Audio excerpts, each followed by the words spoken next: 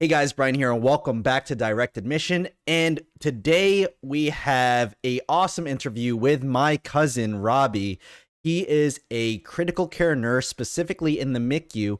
But before he went into it, he had a lot of trials and tribulations with going to nursing school, then dropping out of nursing school, then going to PA school and having some trouble with that, and then becoming an EMT, and then being lost for a little bit, and then coming back to nursing. He also goes over some tips that will help you become the best ICU nurse that you could be. And before we get into this interview, please don't forget to like, comment, and subscribe. And here we go.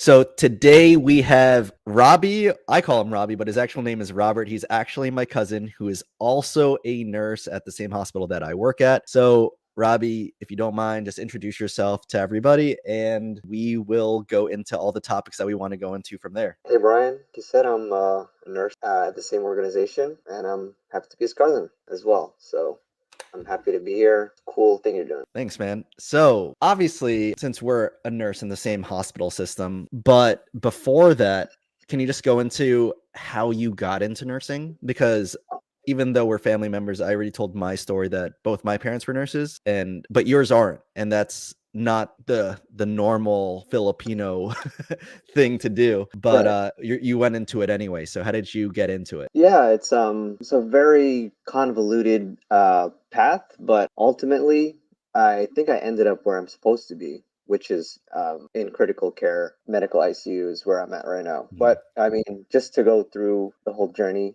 I have two undergrads completed. My first undergrad, actually, I started as a nursing major fresh out of high school when I was 18. I went through the prereqs for nursing originally, and then when I actually got into the nursing classes, when you're like 19, you're still like a kid. At the time, I was like, not feeling this. So I ditched it and went to do pre-med, which I mean, I don't regret any of this, by the way. I Mhm. think, like I said, I think I ended up where I'm supposed to be right now. But anyways, I went to pre-med and I ended up doing all the prereqs required for PA school. So I finished pre-med biology is the major biology. And then I actually got into PA school. So just as an aside, a huge aspect for applying to PA school is you need clinical hours. Mhm. So for that aspect, I went and got my EMT. So I was an EMT while I was doing pre-med bio. So I was doing those two simultaneously, and that is truly when my medical career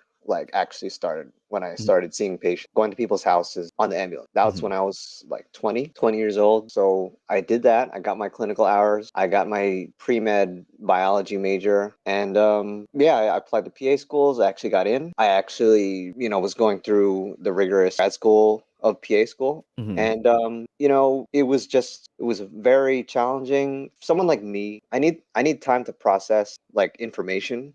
Okay. I cannot just absorb things, like absorb information, absorb like hundreds of PowerPoint slides and be able to recite it to you. I need time like for things to marinate in my head. And quite honestly, the learning curve in PA school, I think that was a little bit too fast for me Okay. at the time. Yeah. So anyways, I ended up not making it through PA school. At that point, I had to figure out what I wanted to do. I'd still had my EMT, but you wouldn't be able to make any sort of good living off of Yeah. EMT money. I'm just going to be Honest with frank. us. Everyone knows this. Yeah, Mhm. everyone knows that. I mean, I still continue to do that just to make some amount of money. But I ultimately decided, you know what? What I want to do is I want to help patients. I want to make a difference. And I want to be good at it. So at that point, I was like, all right, I want to be a nurse. Like I'm gonna put my pride aside, and I don't mean this in like, a nursing was like a second degree thing or whatever, Mhm. second choice thing. But like ultimately, like what I said, what my goals were, and I had to just figure out. Like at that point, I was like kind of getting older. I need to get my career started already, get my like benefits and all that good Mhm. stuff. So I went to like an accelerated Nursing program.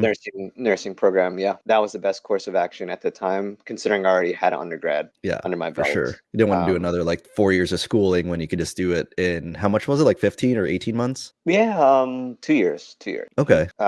So I was able to complete that. I did well because of the PA school aspect that I had. So I had a very good understanding of like the patho and like some of the medicine side already. And then Mhm. also on the clinical side, I had tons of experience as an EMT. So like nursing school, it was still very challenging, but a lot of things made a lot more sense the second time around Mhm. compared to remember when I was 18 and started taking nursing classes. It made a lot more sense. Yeah, made the pathway easier in a Yeah. sense, even though it put you through some hardships, it became better for you. Like you said, Yeah. you ended up in a place where you're feeling comfortable and where you feel like you should be because of what you went through. That's correct. And then now that you still say you do EMT, I still see you posting that you do EMT. Is that just because you like doing it? Because you said also the pay isn't that great, but at least it's local, so you don't have to travel into the city. Is that why you would rather do that instead of like overtime? Both things are exactly right. I absolutely love it. Honestly, if it paid, I'd probably still do that. Like,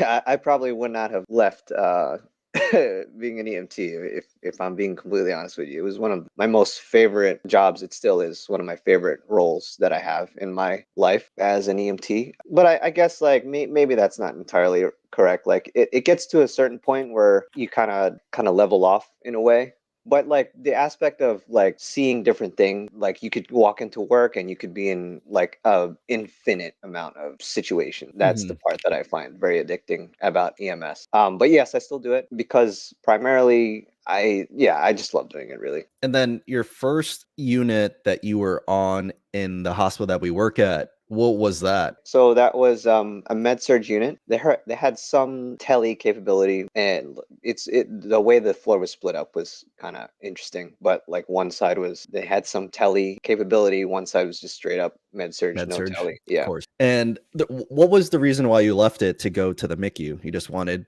critical care or Yes, I always did want critical care. I did very briefly intern at another New York City area hospital in a critical care unit. I did like what I saw from like the nursing workflow and like Mhm, what type of autonomy they had. mhm. And just the level of knowledge that was used and applied. That's something I found very attractive about critical care. I mean, I like med-surg to be honest with you. I mean, I really don't want to disparage like my time in med-surg. The thing that was not right about med-surg was just the patient ratios that we were exposed to. Of course, yeah, yeah. Yeah, It's huge. that was not fun at all. Yeah, that's like the So main reason why a lot of people leave, like any type of floor, even for me when I was on heart failure and everyone that I've met that goes through any hospital system that start with their entry level job and you have that ridiculous ratio, you don't feel like you get to care for everybody the right way and you're just yeah. going through tasks and then you're Mhm. just like, dang, what am I really doing here? That's why a lot of people leave to the ICUs or procedural areas because the ratios go from 1 to 2 or 1 to 1. In my case, 1 to 2, and I'm assuming in your case in the MICU. And you Yeah. actually feel like you're doing more as a part of the treatment team and more for the patient, which obviously makes you feel better about your job and makes you keep coming back to your job, you know? 100% agree. Yeah, what you said before is I totally agree with that about the med surg part. Like I said, I enjoyed my time in med surg when we had proper staffing, because when you have proper staffing, then you could properly care appropriately, and make them feel good. You feel good that you're Mhm. doing a good job, this and that. No one likes to know that they did a bad job at work, and I thought I did a bad job at work if I left like someone unattended for a while because it was I had to care for like 6, 7, 8, 9 Patients. And patients. that's the Yeah. thing that sucks. Even though like that patient was probably the most stable one, you're also like, dang, I wonder if how good they were doing. I don't want them to feel neglected or something like that. I agree. So that was the main reason. Like I said, MICU or ICU was always on my radar. And I do enjoy like the knowledge that I have to use every day, and what is applied, some of the skills that is applied. So I do. Was MICU your like number one choice, or you just wanted to get into any ICU? Like it didn't matter at that point. Okay, so when I was on MedSurg, we had like our our organization has a nursing school attached to it. Hmm. And one of the nursing professors, which she does like clinical with her Hmm. students, she saw the way I worked on MedSurg, and she was like, "Yeah, I like the work that you do. Hmm. And she was like, if you're interested in MICU, is which where she was, I'll put in a good word for you. We'd love to have you, sort of thing, like That's that sort awesome. of, yeah. So it just happened to work out that way. And actually, like I said at the beginning of this interview, I think I ended up currently where I needed to be. And So then how long you been in the MICU now? I still consider myself kind of new, but at this point, it's been a year and 6 months. So yeah, And you just got your CCRN too, right? yeah, that's correct. I studied for about 3 months for that and passed back in August. Yeah. And that's what's the cool part is obviously, like we talked about it a little bit off recording, that you do get paid a little bit extra for getting your certification. It's not the craziest amount. It's about 2,200, I think, after tax. It's still money, but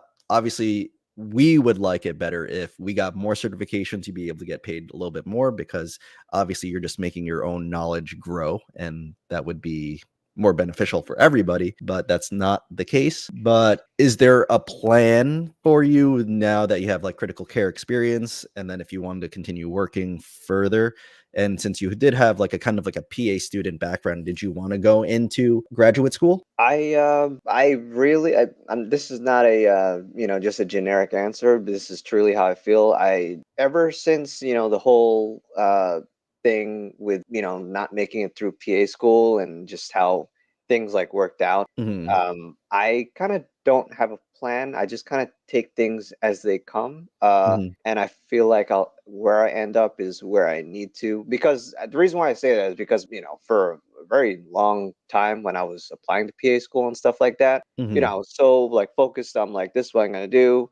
I'm gonna get these hours of clinical. I'm gonna get my GPA. I'm gonna be a PA. I'm gonna do Hmm. this. You know what? And then it didn't really work out that way. But like because eventually, yeah, whatever path that happened to me, well, in specific, like it still worked out. So like looking forward, taking that experience, I do plan on like furthering myself probably with a grad degree, Hmm. master's degree, but I'm not sure what at this And time. what yet?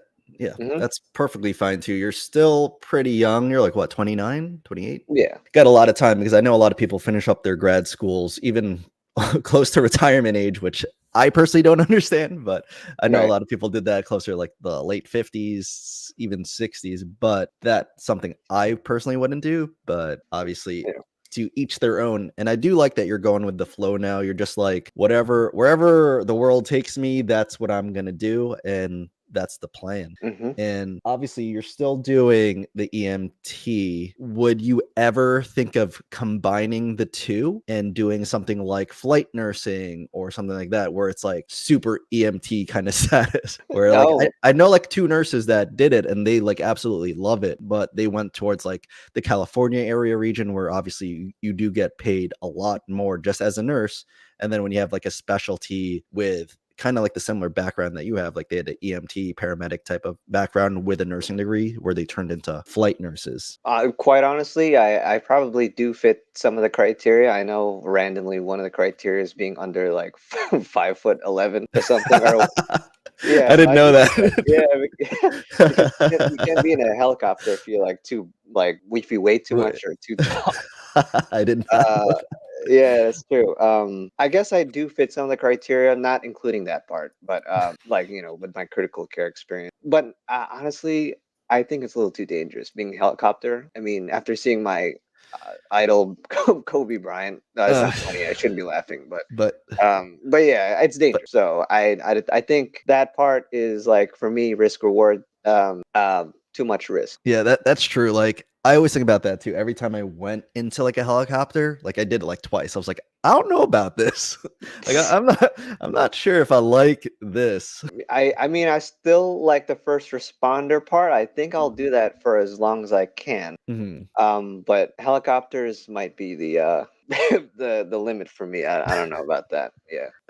So you also used to live in the city. Obviously, it looks like you moved back home. I think we talked a little bit about that when we were at our uh, cousin's house. So what was the reason for moving out?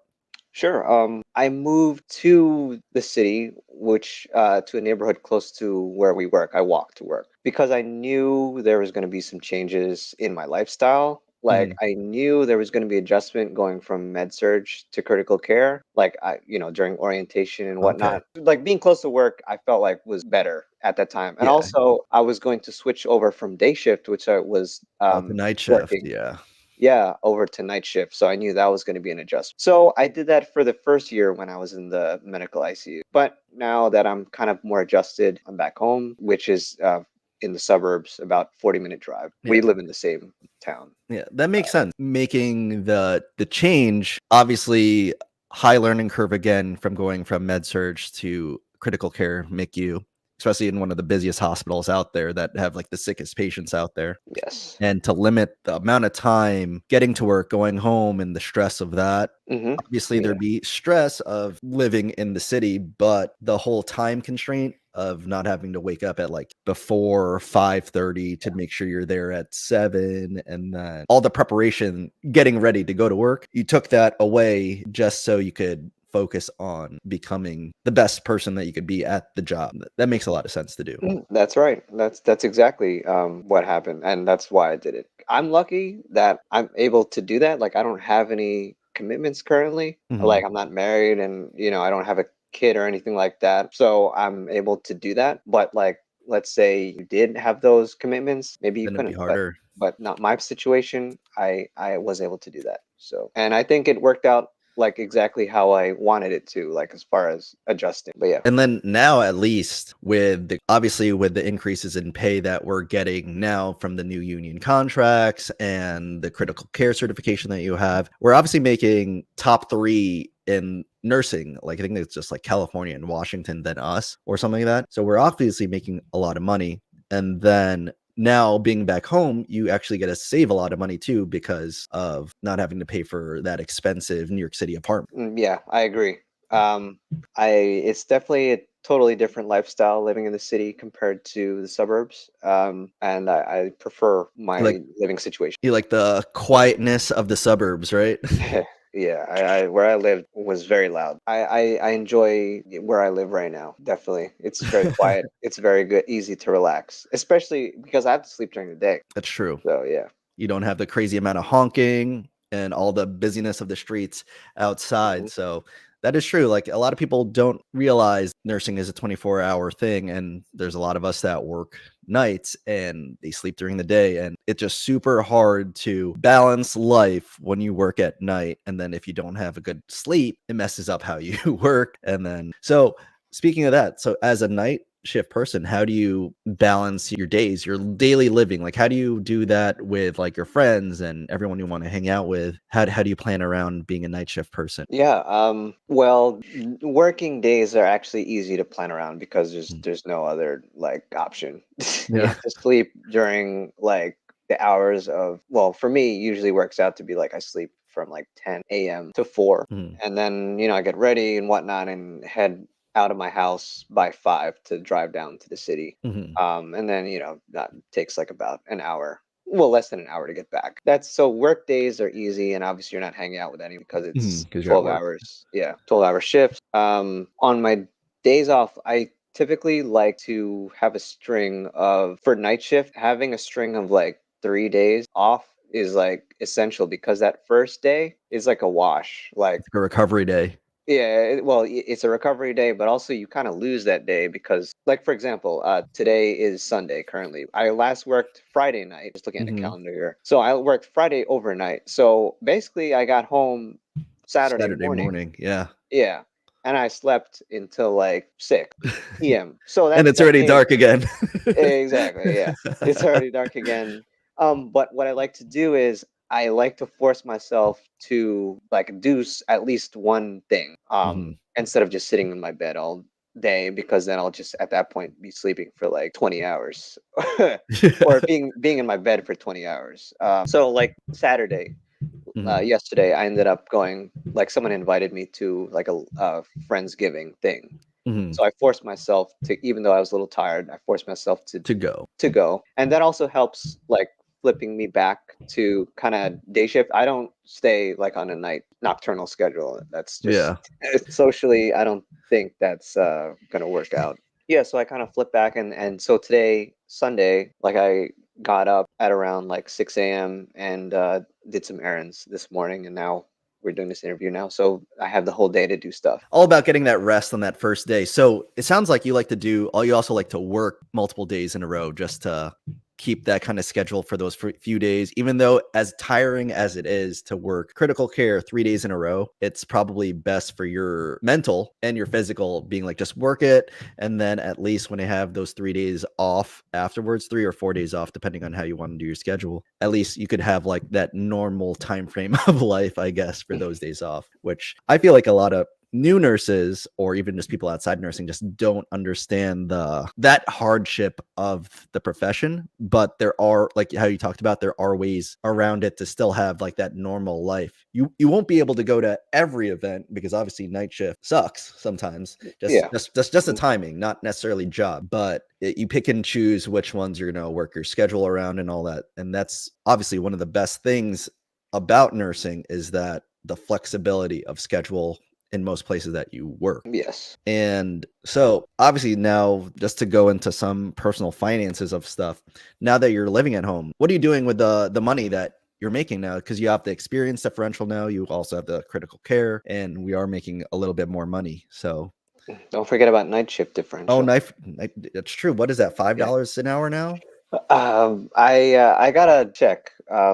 But I know it's part of it. I got paid extra because of night shift. Because I know a lot of I think it used to be $3 an hour. I think with the new contract, I think it went up to 5. So 5 an hour over a year, that's a lot of money. I think that's like Yeah. extra 5-6 grand. Yes. So I think that's about right. I'm sorry, what was your original so like question? with extra money that you're making now, saving some money, of course. Are you contributing to your 403b? Do you have taxable accounts or any Oh kind of? yes.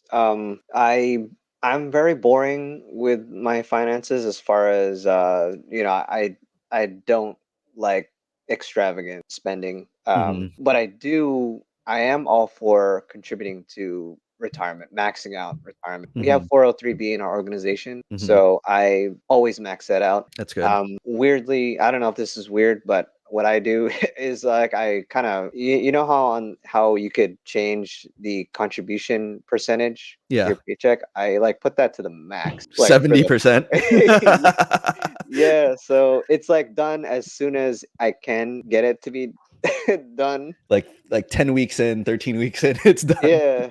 Yeah, my paychecks look like my EMT paychecks, like for the first part of the year because of that. Takes out like massive amount. That's So I've heard of a few people that do that. I did that for 1 year, and I do when I was living at home, and then when I was single at the time, and I remember being like, "Damn, these paychecks are small." yeah. I was like, how do people live off this?" But I know hmm some people do that, even with like family and stuff. They just make sure that they have enough saved up for those 10 to 13 weeks just to do all their bills. And Yes. then they always said like once it's maxed out, it feels like they're getting like a promotion or like a bonus once they get the real paychecks again. Yeah, that's exactly right. But I'm all for contributing. It doesn't, honestly, the percentage and when it is, it doesn't matter, I guess. But like, as Mhm. long as, in my opinion, this is what I would tell somebody who's interested in, learning or not learning, but just doing. Yeah, definitely contribute to it. I'm definitely advocate for it.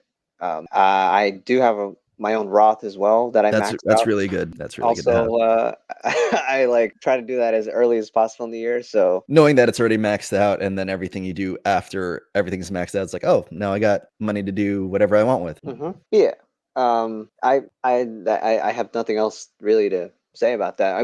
Because we have the same, I think, opinions on that sort of thing. Mhm.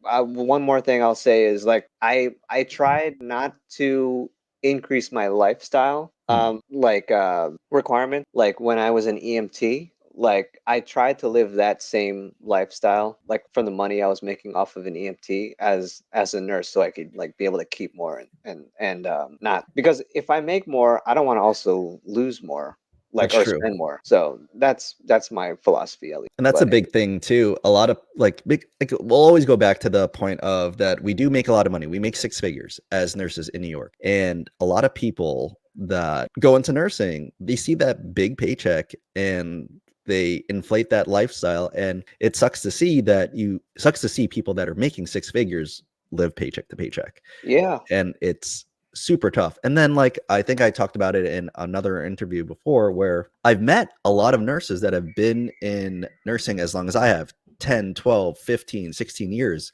where they never even opened up their retirement account, let alone the 403b at work or 401k where they used to work, or they don't even have the Roth IRA. Which, if you have one, great. If you have both, that's even better. But to not have either of them, that is financially crippling when you work so hard. If you don't have those and you don't have like some high income earner husband or wife, you're going to work forever. Like there is no end date, because now if you're not investing in anything else outside of it, then you really have nothing to live off of when you hit retirement age. And that's like a super unfortunate thing to see when I do see it. And it's something I'm super passionate about. I'm sure you know that obviously passionate about nursing, but bigger thing is the personal finances, that a lot of nurses don't have the financial literacy because it's not taught.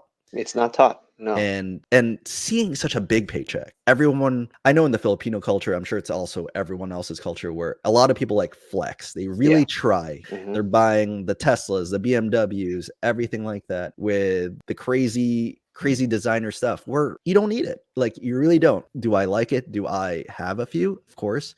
But I did it within your means. The mean. Like, I didn't just throw it all out there. And I'm also not a flashy person where I'm not going to try to flex it on everybody. It's one of those things I bought for myself. But typical Filipino culture is show it off. Like, you know, all of our aunts and titas and all that, their Louis purses and all that, and everything like that. They're always like showing it off. It's one of those culturally toxic things that is in our culture as Filipinos, and then since most of us are nurses, it's just like intertwined, which is a sad thing to see. I mean, I think are we part of different generation? Are you like one above? But anyways, it doesn't matter. I guess like current IG culture and TikTok culture, that's a big thing too. Just like looking to flex, looking rich, like actually, and like flex culture, it's huge in current social media culture as well. So on top of that, it's like a fake it till you make it type of thing. Yeah. And that's financially taxing. You're right about it's not taught. It really isn't. I don't know where it should be taught, but it should definitely be. Well, I don't know. What do you think? Do you think it should be taught in like nursing school, or that's like a personal thing? What do you think?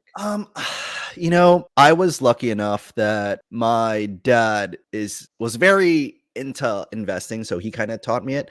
But where I learned a lot of it was actually high school. I had a teacher where after school, before I went to like my varsity sports and all that, he taught a class about personal finances. And that was like, there was like 5 people in there. We just really liked the teacher, so we hung out with him, and then he would just go over it, because he was like one of those well off people, and he was just teaching for fun. And then he just wanted to kind of just like give you knowledge. So that's where I got into it, because he taught us how to like read stocks and all that. But then obviously after that, you don't really hear about it in college or anything. So when you hit the real world, it's all on you to actually learn it. And if you're not looking for ways to make more money, because obviously a lot of people are just super happy with and content with the paycheck, you're not going to look at stocks at all. You're not going to look at real estate. You're not going to look at crypto. You're not going to look at anything where you could potentially increase your wealth. So like, as much as you teach it in school, I'm not sure if anyone would actually retain it, because I could hardly remember anything in high school, let alone. Yeah, I know what you mean. Yeah. And then college, what do I still remember from there other than the basic skills I learned in nursing school? Like, all the skills I learned now that I learned on the job. So it's one of those things that I think it's on the person to learn it. And then, like, I think I talked about it in another interview, where even when we signed up for our job, we got our employment, like, to sign up for the 403b was literally a paragraph in the book from when I started. Like, it was like, oh, if you wanted to contribute, read this little paragraph, and you got to sign up this way or whatever. And like no one, not even the person instructing the class, was like, hey, you guys should really do this. This is how you'll be good in the future. And I think they do that on purpose, because the whole point of having a retirement account is so you could retire early or retire on time. But the people that are like giving out like the pamphlets and all that's like, oh, you could do it, but if you don't do it, that means you're working forever for us. Like, Oh, I think okay. it's like a marketing or some sort of strategic strategy, or they're like, let's keep it small so the people that are looking for it can find it, so they can't say that it Oh, wasn't given. But if people don't sign up, and when it comes to the time they're 40, 50, 60, they're gonna be, oh dang, I don't have a retirement account, I have to catch up, I have to work till when. And like, I think that's like the way to keep people in rat races and stuff like that. And it could just be like a mental thought that I have, where I think that's how they do it, but I think right. that's the reasoning. I never thought about it that way, but it does make a little bit of sense what you're saying. Like a conspiracy theory type Yeah, stuff. yeah, yeah. But, like, I Yeah, think that's it definitely wasn't emphasized when I was hired. oh, I will agree with you about that. Yeah, it wasn't and emphasized. what year were you hired? After pandemic 2020. See, and so yours was probably you're able to set it up online, right? Oh yeah. So when I got hired in 2012, you would have to fill out a paper, and then you would have to go to a specific office like 2 blocks down that you had to make an appointment for, Oh, because they were only there from like 12 to 3. And they're like, and then you have to fill out all this paperwork there to open up the account. uh, And if they were only there for a certain amount of time, they were always like packed or busy. But then also, you're a nurse. You're like, yeah, I don't know when I'm getting my break.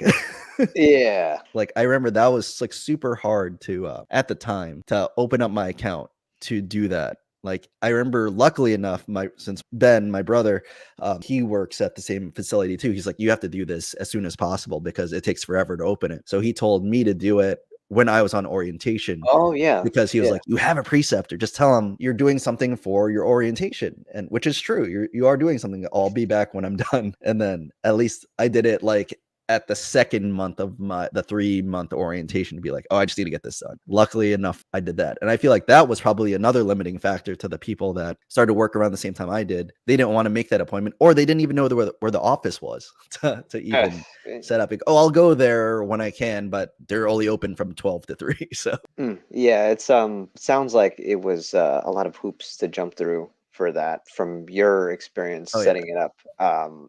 It was not emphasized during mine. It was like, oh yeah, it's a good idea, and then moving on, sort of thing. Right. And like to set it up, you had to do it on your own. No one was going to show you how to, do anything. Like log into this website. What's the investor company is called? The Yeah. retirement company, I mean. And like sometimes I think they ask you for like an access code, like, how do Yeah, I get all this stuff? Like, no one's yeah, gonna teach you it. yeah. It was definitely on you. So that aspect was kind of similar from my experience. And just going into that a little bit deeper, do you look at the funds that you're actually in? I quite honestly, no, I do look at the contributions and how they're growing, Hmm. but I don't look like specific, which I probably should know where my Hmm. money's going. But to answer your question, not really. So something that me and my brother do every year around this time, we always like rebalance it a little bit depending on what's happening in the world. But recently we both just decided to just put it all into one fund there. It's like a Vanguard fund there, because it just follows S&P 500. And Yeah, I think that's where most of my stuff is too. yeah, because like when we first started too, there was like, I don't know how they picked the funds for you, where they put a ridiculous amount of money in like small cap companies, and you're just Oh, like, what? You're just like staring at it, because like it was weird when I first opened it, because I never looked at the account. I just said put it on aggressive. I guess you could say that was on my bad for letting them put it on aggressive for me instead of just me choosing it. And like they put it on like small cap stuff, and then obviously when certain market things hit, like the account would like die, look uh, like crazy like downfall. But yes, then now that we chose it to like the S&P 500 one and like a total stock market one, it's been doing the normal, following the market 8 to 10%, right. and it's easy path to wealth from there. But Hmm. definitely recommend looking at it and then switching some things around if it's not put in the right spots, because like those small cap ones just aren't it, especially with the funds that we are in. Even the Vanguard funds that we have aren't the best ones, because it's all depending on who sponsors the 403b, and Right. usually it's based off of a fee. So it's like they're not going to choose the best funds for us to get us to where we want to go. So we have to choose the best funds that are available to us. Gotcha. So definitely look into that. So we're hitting up the 45-minute mark. So if you were to start your career all over again, what would you do differently, or would you do anything different?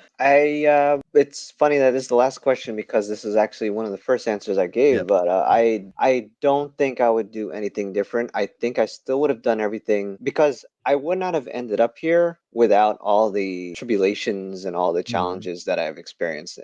So no, and like I said, I believe I'm in the position that I need to be right now. I feel like as a nurse, I view it like this, like I view nursing not exactly as a job. Like it's being a nurse is like almost like a vehicle for me to express my clinical my skills, the Mhm. things that I learn, the knowledge that I learned from school and just on the job, and also just to express my personality because Mhm. we do have to talk with patients, obviously, providers, coworkers, and I feel like nursing is the best vehicle for me to do all of those aspects together into one like little entity or whatever. So I wouldn't change it. And the last question is, what advice would you have for anyone that is wanting to become a critical care nurse? It's definitely gonna be tough at first. Definitely be prepared for that. And be a professional. Like a professional has nothing to do with having a white coat or anything like that. It just means showing up on time, being ready to work, like being in a condition like you got enough sleep, you got your head is in the right space to work and just be focused. And if you don't know something, do your due diligence, be a good professional, be a good nurse, look it up at home, and you're gonna do some not so good things, like as far as like maybe you missed something or made a little mistake. Just remember it and improve for next time. That's some great advice because like I feel like a lot of people are really scared of ICUs or critical care in general, and like you said, you just have to be prepared, and being prepared is just going to be one of the biggest things to get you into that mindset to do better, to be better. So, Mhm. and on that note, man, thanks for hanging out with me for about an hour, and then yeah, man, thanks, dude. I mean, my pleasure. Thanks for having me. Of course. I'll see you around. See you, man.